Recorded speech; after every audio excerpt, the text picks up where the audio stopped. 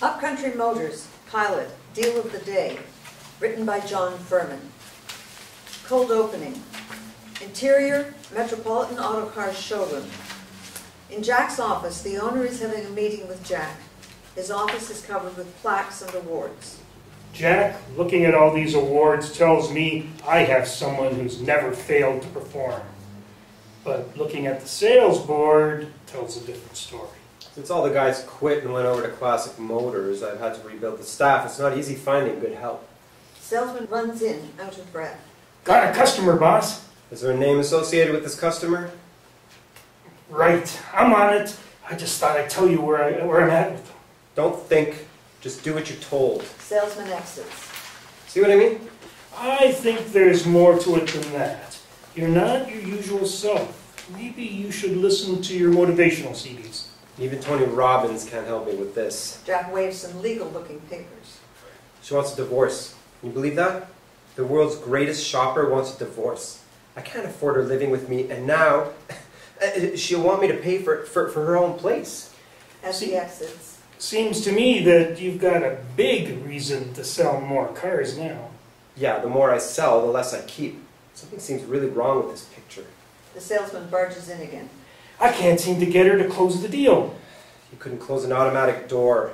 Let's go. As they both leave, we fade out and cut to interior showroom in Enosville, Vermont. The factory rep is meeting with Aimee and Bobbi, too, to discuss closing the dealership. Why can't we just wait around until Daddy comes back? Ames, when will that be? He took off for a cup of coffee 3 months ago, and we're still waiting. We've been as patient as we can be. Our agreement is clear. Without proper management in place, this dealership is in violation of the agreement and must close. How do we know he won't be back tomorrow? Unless he calls us from the mountains of Colombia and got stuck with Juan Valdez. 3 months is long enough. We will make a fair market offer to the family to close the store. You'll both be taken care of, unless, of course, you can come up with an approved manager. Well, I know I'm no manager, and I'd hate to let the place go downhill. I've placed an ad for manager. Can I just have a few days? I can't see the harm in waiting until the end of the week. A lot can happen in a few days. By the way, just how long will it take before we get our checks? Norma and Geoff squeeze through the door, each trying to get in first. Am I interrupting? Because I need to get some things straight here. God's little messenger is making us nuts with the way he's letting customers go. Hey, that's not necessary. All I did was tell the folks to go home and ask for an answer. Roland rushes in. Just because they said God only knows when we'll be buying, there's no reason to send them home. Roland, you have no faith. God can do all things to those who ask. Since you're on his good side, have him fax me a redhead. Talk like this makes this place a hostile environment. The only thing making it hostile around here is wearing a bra 2 hooks too tight. Loosen up! Jealous because you can't have someone like me? Let me put it this way. If you were standing off in a field with a buffalo, I'd seriously consider buying dinner for a buffalo. Enough! Okay? We don't find a real manager by the end of the week, we'll all be out of here. How about me? Roland, right? The factory has had their eyes on you for quite a while. Really? So has someone else. Maybe so, preacher, but he ain't still got a management position open. In this case, neither do we. The manager must already be factory approved. And you haven't got a prayer. I do. Want to hear it? Everyone else runs from the office and we fade. End of cold opening. Act 1, Scene 1. Interior courtroom later that day. I can't believe this is happening. She wants out of the relationship part, but wants to keep all the benefits. How's this fair? Jack, if it was meant to be fair, we wouldn't need to be here. You guys should just divvy up what you have and call it, wow! Sheree's looking hot! For 300 an hour, can you pay attention to my situation? She just bought that, or should I say she picked it out, picked it up, and put it on. I do all the buying. As the judge enters. Well, by the looks of the old man, they won't be changing anytime soon. The voice says, all rise, and the gavel bangs. I am going to grant this divorce with the following stipulations. Young lady? She isn't that young, and she shouldn't be confused with it being anything close to a lady. Mr. Matthews, don't mess with me. I can change things to make your life miserable. Compared to what? As I was saying, Ms. Matthews is entitled to continue in the life she is accustomed. Therefore, the court rules that 1/2 of your gross earnings will be paid to Miss Matthews on a weekly basis. It is further ruled that she will be entitled to live in housing equal to yours. The judge bangs his gavel. This matter is settled. Court is dismissed. Cut to exterior, outside the courthouse, a bit later. How can I possibly handle this? Every time I have a good month, she gets a raise. There's got to be some way to make this fair. Yeah, the more I sell, the less I keep. Something seems really wrong with this picture. Look at the bright side. If you have a bad month, her allowance goes down. Jack stops suddenly and grabs his attorney by the lapels. Are you saying that if my income goes into the tank, she suffers as well? Well, yes, sort of. This is great. You finally said something worth paying for. I'm going to have my cake and not have to split with the queen of credit cards. Not so fast. The rule states you must be employed in your field of expertise. If it's found you left the car business in order to avoid your obligation, you could go to jail. Jail. What would equivalent housing be? Jack, whenever you get that look, things get all turned around. Gotta go. Cut to interior dealership office later that evening. Jack is tearing through the papers and magazines on his desk. Where is it? Where is it? I know I saw it. What are you looking for? Revenge with a side of just desserts. I think she'll be back to buy a car. I'm sure you're gonna miss all this talent around here. Looks like the city boy is going country. Taking a few days off to get your head back on straight? Picking up the phone and dialing. Head on straight. Life's screwed up. Gotta fix that too. Into the phone. Yes. Hello. Hi. Yeah, I saw your ad. Yes, I'm factory certified. Willing to move? That's essential. I can meet you tomorrow in the afternoon. Meet who? Move where? What ad? Jack pointing his finger at different spots in the air. New boss, Vermont manager. The dealer's head bobs back with each point of the finger as if he were being punched. I'd like to say that I'm mad as hell, but I've actually never felt better. Instead of doing things everyone else wants, I'm doing something for me. What about all you've accomplished? Think of your future. Since half of everything I do, get, or earn is spoken for, I'm going to enjoy the half I keep, and I'm going to enjoy it someplace else. But Vermont, Jack, the only customers up there are from, well, Vermont. Customer's a customer. Find their need, fill it, and cash the check. What could be simpler? The salesman rushes in. Jack, got a customer. And this time they told me their name. I stand corrected. As he hangs up the phone and sighs, we cut to Act 1, Scene 2, interior dealership office in Innisville, Vermont. Afternoon. That pretty much covers this operation. Any questions? On the way in, there was this smell. Get used to it. That was the honey wagon spreading magic. Huh? He means the fertilizer trucks are spraying the crops with manure. Well, that explains why y'all love winter so much. Well, not many flatlanders can handle it, so I understand if you don't take the job. Why don't we talk about compensation? That means salary and bonuses. Well, we certainly can't afford what you're used to from the big city. We're just a small dealer trying to keep going. Would you excuse us, Jack? Jack goes into the showroom where all eyes are on him. Ever been cow tipping before? What? No, I don't think I have. What is it? It's when you sneak up on a sleeping cow and tip them over. And this is fun. Oh, we can't say for sure, but it really takes the cows off. What does that smell again? It's as if that honey wagon crashed into the showroom. Zach enters. Ha! What's the good word, everyone? Roland reaches under his desk for a large fan.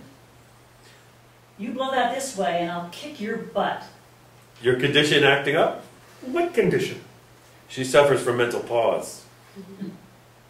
Good one, Ro. That's close enough.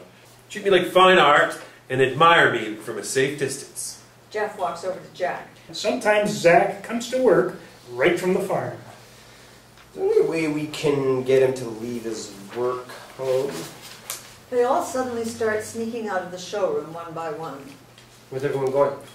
Be right back. You'll be fine. Why didn't we tell... One word from you and I'll have Norma send you to your make. Mr. Sanderson enters the showroom. What's a customer got to do to get some attention here? Jack looks in every direction. It looks like it's just you and me. Seems to be the problem. Same as always. This hunk of crap is acting up again. Nothing lasts like it used to. When did you buy the car, sir? I think it was on a Tuesday. No, Thursday. I remember because the World Series was on, and they was really advertising the heck out of the new models. Well, this World Series is just about to start again, so you've had the car about... I've had the car long enough to know it's a hunk of crap. Now it's starting to make more noise than when you shut it off than when you try and start it. Tapping Jack's chest. When you say built to last, you should say how long. Why don't you just trade it in? Roland, Norma, Geoff, and Zach peer through the door. That your answer for everything? I suppose I should get rid of my house because it needs to be painted. Maybe even get rid of my cows because they are eating more hay. Why don't they trade you in? I just got here. I mean, I just meant that since you're not happy with your car... Are you telling me you're not going to take care of my problem? I've been coming here since 1977, and now you're not going to take care of me? 1977? Well, that's a long-time customer. How many cars have you bought from us? What do I look like, Donald Trump? I bought one, and if you don't take care of it, it'll be the last one. Sir, I don't even know what your problem. I was 12 in 1977. I don't know too much about your particular model. That's the first honest thing you've said. Is there anybody here old enough to handle fixing my car? Why don't we go to the service department and find out? Well, what do I look like? Do you think I get paid by the mile? Why don't you find out? You're the one who can't give me an answer. I'd be happy to escape. Find out. Cut to Aimee's office where she and Bobbi were listening. I think we found our guy. Let's see if he stays. When you make him an offer, he'll probably refuse. Why are you so against keeping this place open? What would Daddy think? If Daddy thought, or was capable of having a thought, we wouldn't be in this mess. He just up and went for a walk and hasn't been back since. If he isn't crazy, maybe we should think about walking ourselves. That's the only reason you're thinking of letting this place close. That, and a whole bunch of zeros on the good side of the decimal point. Aimee reacts to her brother's statement. As Bobbi too smiles, we cut to Act 1, Scene 3. Interior Aimee's office later that afternoon. Sounds fair enough. I'll take it. Are you under indictment? That's less than a third of what you're used to making. Maybe it's not about the money. It's always about the money. I'm all about the money, and I wouldn't take that job for that. If I do a good enough job, I'll ask for a raise. So you admit it. You're just trying to muscle in on what we've got going here. What you have going here is a factory that wants to close you down. Misfits who are only here to keep them off the streets, and one shot at keeping this place open. Me. That about cover it? Who's a misfits? Do you really think you can turn this place around? Not only can I turn it around, I can do it without changing a thing as far as people go. And I can do it in 90 days. Wow. This way when Daddy gets back, he'll have an even bigger business. 90 days, huh? If you don't, then you just walk away? Fair enough. Just one more question. Where can I find a place to live? I know this one. You can stay at our house. Don't be ridiculous. Jack here wants his own space. Oh. Don't you, Jack? Well, Bobby's right, Aimee. Besides, I need to pay my own way. Let's rent the old guest cottage. It's private and we can carpool. We can let you have it for $3.50 a month. Perfect. When can I move in? As soon as you like. Why don't we just carpool over there right now? I'll tell the others that I'll have a sales meeting first thing tomorrow morning. That's just great. Welcome aboard. Anything else to add, sis? I call shopping. Jack exits. On Bobbi 2's reaction, we fade out. End of Act 1. Act 2, Scene 1. Interior showroom the next morning. Jack is preparing his sales meeting, writing notes and talking to himself. Okay, big mouth. You said you could turn it around in 90 days. What words of wisdom can you come up with now? What would Tony say in a situation like this? Jack paces back and forth. I could tell him how to... Roland enters. Tie in one hand, coffee in the other. Starting the meeting without us? Just getting my thoughts together. As the rest of the team enters, Roland looks at them. If they put their thoughts together, you'd have two thoughts. Roland, next time you come to work already dressed, don't be putting your tie on in my meeting. This may be all the activity I get today. This ain't a big city. Everyone finds a seat in the customer lounge. Let's get started. What are your goals? How will you reach them? And what can I do to help? Do we get to pick which question we want? No. They're all for you. If each of you achieves, then the dealership will be fine. If all of you miss, there will be no dealership. Simple. Not so fast. We've never had goals before. Why the extra work? We should all set our sights higher. I want to be a better person. Then you need to spend some quality time with these. Roland hands some girly magazines to Geoff. Get them away from me. You should not lead us into temptation. Don't tell me. You get them for the articles. These articles? Hostile, hostile, hostile. I object to those even being here. Gee, you get along with Amber. Says she's a Scorpio who likes to work with strays. I could use a little help on the farm. Did she leave a number? Okay, let's get back to the purpose of this meeting. How to get the Queen to lighten up? A fatal shot to your head would be a start. Are there any ideas as how to sell some more cars in this month? How about more customers? If we moved Queenie's desk away from the window, maybe people wouldn't just drive by. Maybe they are just driving by. And it's just a coincidence that they speed up. It certainly wouldn't have anything to do with the fact that they'd rather get a ticket than have to talk to you about a car. In keeping with the spirit of cooperation, we just focus for a minute on our main function. We have cars, all right? People drive cars. We sell those cars, those people cars. I'll meet with each of you in my office after the meeting. By the way, where's my office? We have an open concept showroom. Your office desk is over there. Have a great month. Thanks. How do we sell more cars than last month? As the entire room shrugs their shoulders, we dissolve to Act 2, Scene 2. Interior, showroom. Jack's desk area where his plaques and awards are hanging by strings from the ceiling later that morning. Bobbi is toying with the awards. Jack is annoyed. Nice touch. Never seen such an impressive wind chime. Lisa didn't have to spend much time moving other awards out of the way. That should leave you enough time to prepare a weekly progress report to send to the factory. They want to know how you're doing. Aimee enters, almost stumbling on a chair as she stares up at the hanging plaques. Morning, Jack. Bobbi, are we excited about our new beginnings? My pulse is racing. 90 days will be over before you know it. Norma brushes past Bobbi too and ignores Aimee. You're the boss, right? At least for 90 days. Oh, whatever. Geoff is about to let another customer go home and pray for guidance. Should I butt in? No, just page him to report to my desk. Norma turns to the center of the showroom and screams. Hey, Geoff! Jack wants to see you before you blow those people out the door. Thanks, Norma. Now, if you'll all excuse me, I have some business to do. Yep, you sure do. They all walk away as Geoff enters, looking at the dangling awards. Geoff, hey, focus on my voice. Sorry, I have to get back to my people. New rules. Those are my people. I just let you play with them, and I'll decide when they can be let go. But they want to think about it. I told them to go home and pray to see what God says they should do. Do you really believe in God? Of course.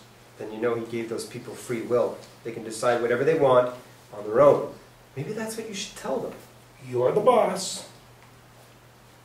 At least down here you are. I appreciate that. Would you page Roland and have him see me? Geoff turns toward the showroom. As Jack cringes, Geoff shouts. Roland! Jack wants to see you. Thank you, Geoff. Jack sits down as Roland enters. Make this fast. I've got a customer. I noticed this customer buys a lot of cars from you. Roland Right. squirms in his chair. I give great service. Looking up the deals, I also see he pays the same profit every time, exactly to the penny. He's very good at negotiating. Plus, the internet gives the prices.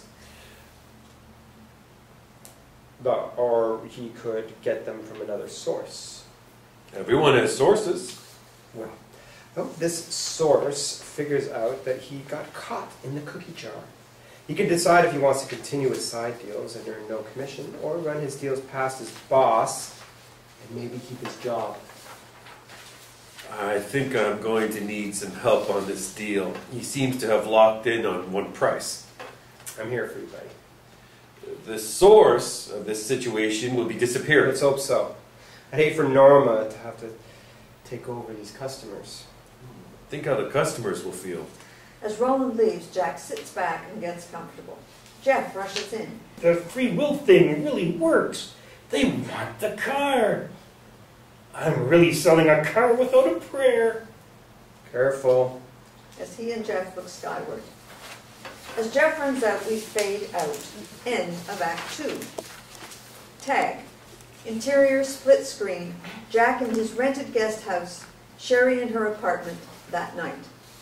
Jack is staring at his Tony Robbins poster. Well, Smiley, what a day. How do I achieve this goal? I can't seem to figure out what makes these people tick. I got 90 days to turn this thing around. Otherwise, I have to go back to making big money and... Hello? Cut the crap. Where are you, and where's the part of your income I so richly deserve? Sheree, is that you? What's the matter? Okay, I have to wear the same pair of shoes twice. Okay, you should see it up here. It's really quiet. Oh, maybe that's because you're not here. Listen, pal, I've got quarter orders that entitles me To half my earnings. You got it. Oh, and by the way, my new rent is $350 a month. I'll be sending you a check for that on the 1st of the month. What? You can't do that. That's not possible. What am I supposed to do? Do what the judge said. Live as I live. And on half of what I make, I'm happy. Are you?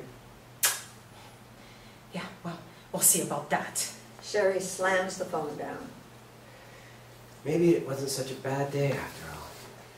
As Jack hangs up the phone, smiling, we fade out. End of show.